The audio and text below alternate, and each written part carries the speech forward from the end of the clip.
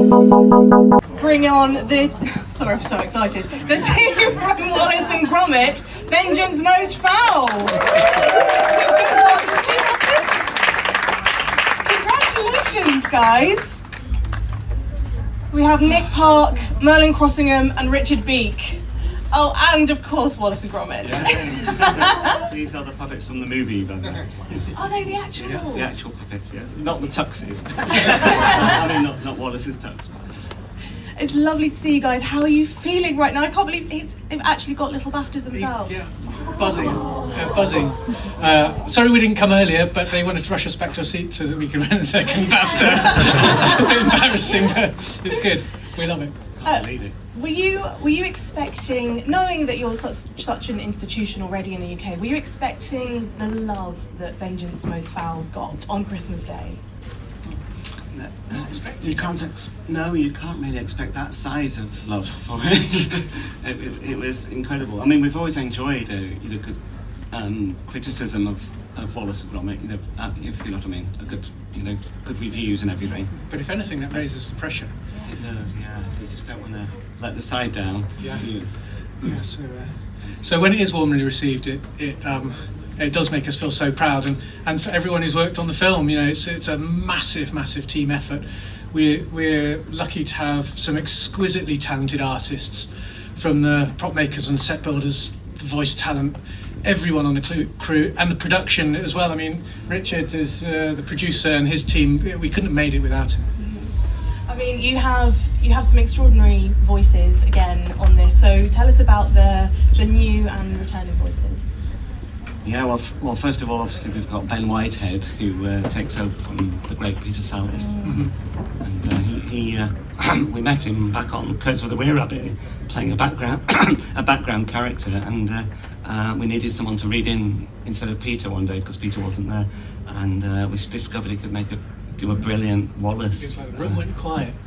And so we've known him for years. He had Peter's blessing. He was kind of Peter's understudy, and this is the first kind of frontline big production he's done for us, but we've worked with him for years and we're dead proud of what he's done for us. And it was great to have Peter Kay back again as well. Yes. Brilliant, legendary comedian, stand-up, and Rhys Shearsmith was excellent as Norbert, and Lauren Patel as PC Mukherjee. Yeah, great. And nearly all from Bolton for some reason. Yeah, and then we had Diane Morgan and Muz Khan as extras, and Lenny Henry cameo, and so we had just such a stellar. I mean, half of our hero cast don't actually speak, but apart from that, the rest of the cast were fantastic.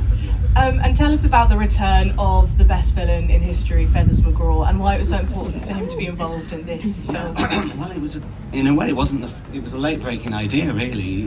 Initially, it was about Wallace inventing a smart gnome to help Gromit out in the garden, and that had lots of fun to it. But there was that menace missing.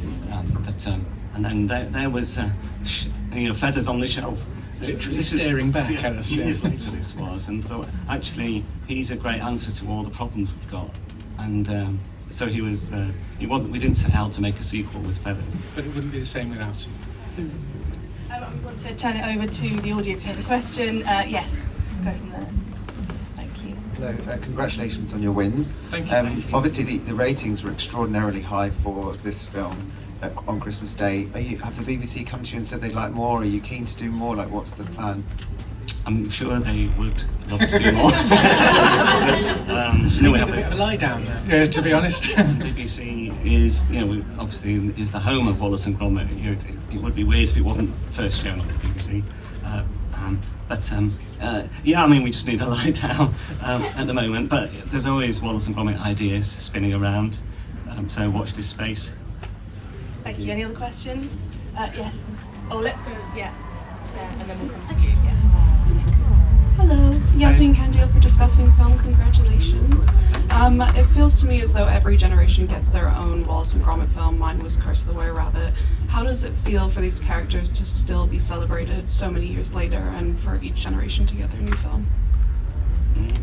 It's really astounding. Thinking back to when I first created them as a film school student back in the early 80s, to what they have become now, like a British institution, and how they've soaked into culture here and America and Europe and all over the place. it's really quite. Imagine how that feels when you're joining the team. No pressure. I was really worried about dropping the ball, but it seems like I did all right. I think you've done all right there.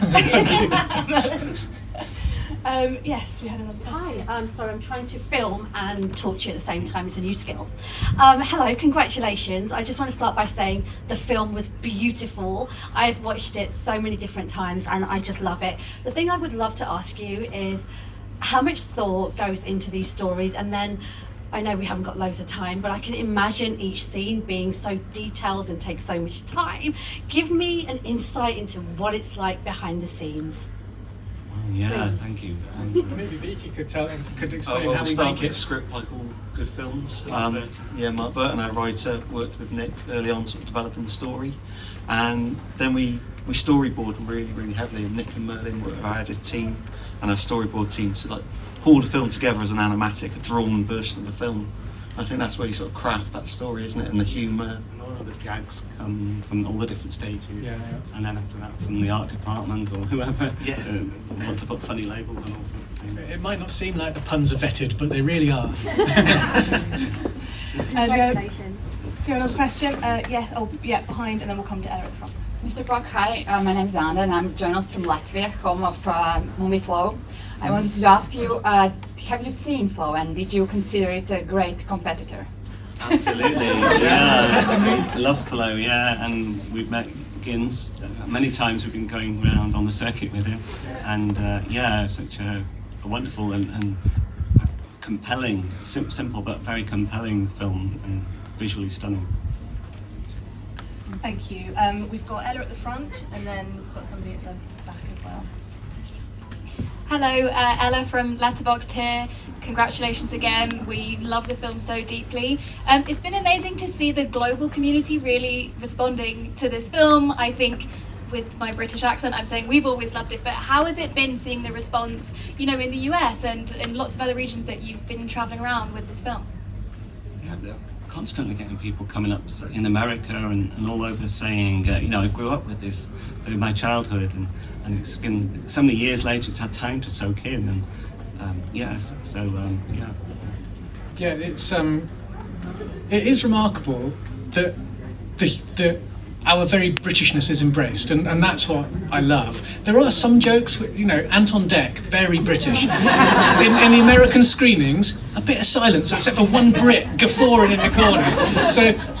But we're very proud that we stick to our guns. But apart from one or two very specific gags like that, it seems to be embraced. And even if they're laughing at us, not with us, as long as they're laughing, we're happy about that.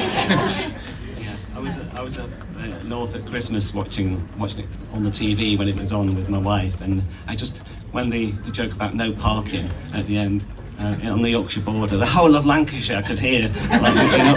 It is a documentary made about life up north. Yeah. That's the important point, though.